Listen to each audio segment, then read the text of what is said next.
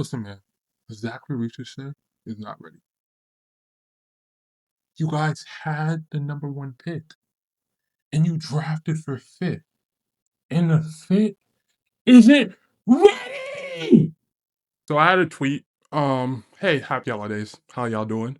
I had a tweet that went a little viral, just a little viral. First tweet that I think about to hit a ban. I don't know if it's gonna hit a ban. It's at 800. I don't really care. I don't care about if my tweets go viral or not. Follow me on Twitter, by the way, at Rita Paya. Leave us on down. Prepare the K silent. Anyways, that's beyond the point. I made a tweet that said right here, I think the Atlanta Hawks drafting Zacharie Risacher made us take a step back in our rebuild instead of a step forward, which is absolutely insane for having the first pick in the draft. And any variation of Sarr, Castle, Clingan, and the list continues have been better. Now, I feel like people took this as a hate on Zacharie tweet. Now, obviously, you don't make this tweet if I don't feel like Zacharie has not lived up to what he was supposed to be. And then again, is it his fault? No, because the Atlanta Hawks drafted for fit. That's what Landry Fields told Atlanta Hawks fan base and stuff. He had culture and it fit. He's a 6'9", long, lengthy wing that fits next to Trae Young. Perfect. But do you ever draft for fit in the NBA draft when you have the number one overall pick, or you're a top 3 pick, or if you're like top 10 in the lottery? Should you ever draft for fit? That's what the tweet derived from. I was saying it's bad processing. And that's why the title is of the video is Process is Everything. Well, I don't know if that's gonna be the title of the video, but that's what the thumbnail says. Process is everything. And I feel like this is not hard to understand. Zacharie Risacher for the season is averaging 11.1 points, 3 rebounds, 1.6 assists, 45% from the field, 35%, no, 33% from three. That was last season. Can't really get to the free throw. Free throw shot got regressed. It was 71% last season, 67% this season. Not good, but obviously Zacharie has not been amazing. Zacharie only gets 24 minutes a night. So I really wanted to use this video to just break down my thought process of I want to break this into 3 parts. We're going to break this into the draft. Like just going into the draft and what you should really be doing when you draft number 1. I feel like this is universally understand, except for the Atlanta Hawks fan base or just the Atlanta Hawks in general. I just don't get it. It just doesn't make sense to me. You're always supposed to draft best player available. We've seen it last year with the San Antonio Spurs. They had Dylan Harper, number 2. It was like Dylan Harper was easily the best player available. They had Stephon Castle and De'Aaron Fox backlogged in the guard position. They still drafted Dylan Harper. Why did they still draft Dylan Harper? Because he's the best player available. They told you guys, we are going to make it work. They just beat OKC 3 times this season. And Dylan Harper has been very good in these games. Not very good. He had a struggle in some games, but he's been good. He's been really good this season for the minutes he's been getting. You know why? Because you draft best player available. He was the best talent available. Alex, and if we go back to the 2024 draft, and I'm going to address some of the tweets down below on my thing. People are saying, well, the 2024 draft was a stack, yada, yada, yada. It was a bad class. I feel like that's lazy. I feel like that's a lazy take. I feel like every single draft has good players. It's on organizations to really bring these players out. Obviously, you have a little time to assess their talent and through workouts in film and stuff like that. But I don't really go off the laziness of it's a bad class because Stephon Castle looks like an all-star. Alex Sarr looks really, really good. Donovan Clingan, when defenders are going at him at the rim, he makes them shoot 15% worse at the field. These are all advanced stats that you can look up. Shout to Data Baller. That I'll put down below. Like, the thing is, we draft best player available, and Zacharie was not the best player available. I remember Zach. I remember when the Atlanta Hawks flew to France to watch him in his France game, and then he dropped 24 when they was there. So they was like, ooh, ooh, and that's amazing. That's amazing. Look, we saw Zach in his rookie year look amazing. Zach had a 30-point game with like less dribbles. It was like 36, 35. He was amazing. 28 points, like amazing at times. Then there was times where Zacharie looked bad, not understanding rotations. Very bad rebounder, which has continued. The 3-point shot that is really his predicate of what makes him so good has went down. Or I don't even know if it's went up. because we haven't seen it. Zacharie averaged 35% last season. I think towards the end of the season was around 38% shooter. This season he started off with 33. They said he's a catch and shoot merchant. He's shooting 35% from catch and shoot threes this season. That's not good for your main catch and shoot guy. So there's defensive lapses. He's not a good rebounder. And the offensive game isn't there because he can't self-create for himself. So he's really Trae Young reliant in a offense that we don't know if Trae Young is going to be there long term. I'm sorry to break Atlanta Hawks fans. I know this might make you dislike the video, make you leave, but it's the truth. We don't know what's going to happen in the future. Because right now, the Atlanta Hawks are 15-16, and I'm not blaming Trae Young for any of this because Jalen Johnson's defense hasn't been good either. Trae Young's defense has been putrid as well. The whole team isn't clicking. Quinn Snyder, I love Quinn Snyder to death, and I was telling, and this is something else that's been in the comments. People are saying, "Oh, Quinn Snyder needs to be fired," I'm a Quinn Snyder guy. I think he's very smart basketball mind, and he thinks the game. And I like his play calling and some of the actions he puts out for the team. But I always feel like sometimes you just need to change of voice.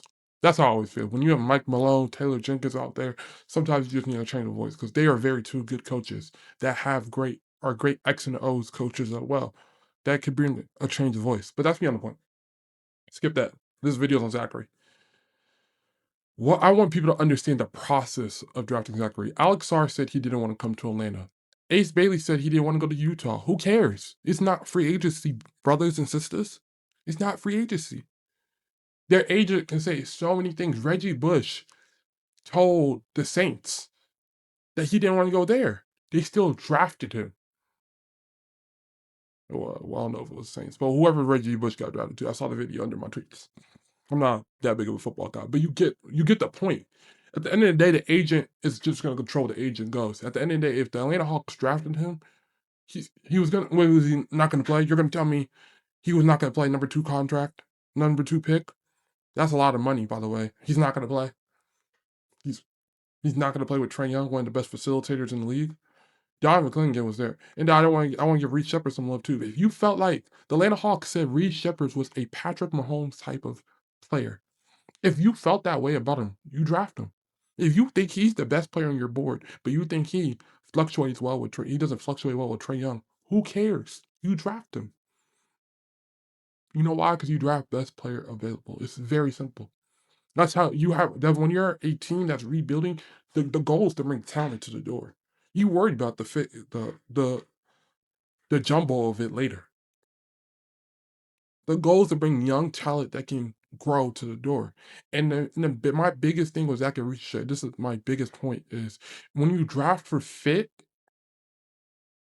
he has to be ready to fit. Y'all feel me? Y'all following me? When you draft for fit, you have to be ready to fit. I don't know if like I might get some preaching music in this motherfucker. When you draft for fit, you have to be ready to fit. And Zacharie Risacher is a project. He's not ready. I said it in the tweet below. I don't know if this is crazy, but I truly do believe this. If Zacharie did not go number 1 and he fell to number 10, let's say no one picked him and he got to number 10, I think there's a world that Zacharie plays most of his season in the G League last year and some in the G League this year. He's good. He's been good at times. I'm not disagreeing, but he is not an NBA starting level small forward.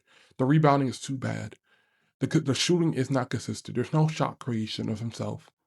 Very reliant on Trae Young on the court, which is fine. You could be reliant of a playmaking point guard, but it's kind of bad when you could have had a Donovan Clingan that in UConn, and people said, "Oh, this is another tweet that was down below or something." Someone was like, "Well, you don't know what the players became now." Well, Donovan Clingan in Utah was a very good rim protector, was he not? Was he not? Very good passer in the short roll, was he not? Alex Sarr, you could see the film. A 7-footer that has taken the ball off the glass running. He was the best talent in the draft off of his tape. Easily. Everyone that's seen the film knows that.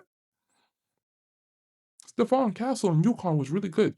And And it's just I just don't believe in the, "Yo, you can't do this because they said this." Stephon Castle said he wanted to be in a position where he could play point guard in the next level. The Spurs have him at shooting guard, a small forward. Yes, he has played some point guard, and yes, he is a very good playmaker, but the point is they drafted him and said, "We will find a fit for you. We will develop you off of what you already have." I just don't think I think the process of drafting Zaccharie was bad. I'm not saying Zaccharie can't be good. I think Zaccharie is a really gonna be a really good role player. Is that number one pick worthy? Fuck no. Do I think the Atlanta Hawks fucked up? Yes, because I think their processing of the pick was bad.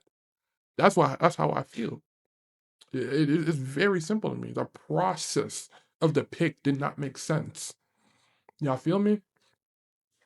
I just want to get that thought across. The Atlanta Hawks are 15-16 right now. It's been a terrible holiday for us. Holiday season for us. December has been bad. Don't know where they go from here. Well, I kind of do know where they go from there. I had someone from Atlanta radio comment. How about him and Porzingis, which is an expiring deal for Porter, and PJ has 2 years left on his deal, making him about the same as MP Porzingis. Maybe the Nets take that, but Zacharie season has been kind of down. But they might take the potential of Zacharie on a low contract plus expiring deal, allowing them to do stuff in free agency as well. But it's the Brooklyn Nets. Who knows? Anyways, and they might want to pick as well because Zaccharie hasn't been the best. But I digress. Um, Tell me what you guys feel down below. I have responded to mostly all my tweets. Like if you respond under it and you did respond to some bullshit, I've most likely responded. Most people said they've agreed. Most people that disagreed or whatever, just what this. I just read a tweet that said it's always every other player or front office fault. Never Trey. I'm not the Trey Young. Anyways, y'all leave a comment down below. I love you guys. More videos is coming down. Got to talk about Jalen Johnson section. I'm talk about more Jamal Murray. Might have my best 25 players. I want to talk about the Spurs, OKC.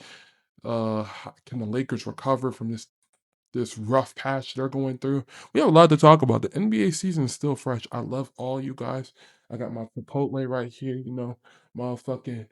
Oh, I thought it's double chicken, lettuce, fajita vegetables. Just came back from the gym. I'm about to eat good. I love y'all.